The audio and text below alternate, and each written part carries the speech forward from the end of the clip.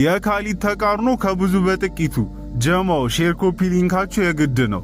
መጀመሪያ ላይ ውዱ ነቢያችን ሰለላሁ ዐለይሂ ወሰለም ቁርአንን ያላብራሩበት ምክንያት ብሎ ሲያስቀምጥ ቁርአን የተብራራ መጽሐፍ ስለሆነ የሌላ አካል ማብራሪያ ስለማያስፈልገው ነው ይለናል። እንደገና ተመልሶ ውዱ ነቢያችን ቁርአንን ያላብራሩበት ሁለተኛ ምክንያት ብሎ ሲያስቀምጥ ለተደቡር በሩ ዝግ እንዳይሆን በማሰብ ነው ይለንና ከተብራራ ተደቡር እንደማይኖር ይነግረናል። ግጭት እሱ እንዳለው ቁርአን ከተብራራ ለተደቡር በሩ ዝግ የሚሆን ከሆነ ስለዚህ መጀመሪያ ላይ እንደገለጸው ቁርአን የተብራራ መጽሐፍ ስለሆነ ልናስተነትነው አንችልም።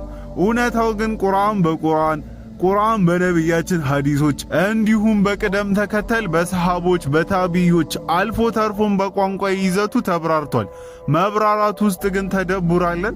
መብራራቱ ግን እንድናስተነትነው አያግደንም። ተደቡር ወይንም ማስተንተን ማለት እንደ ጀለስ የእስልምናን የታሪክ አውድ ንቆ ወደ ጎን በመጣል የራስን ፍልስፍናና ግላዊ አመክንዮም ቁርአን ላይ መጫንም ማለት አይደለም።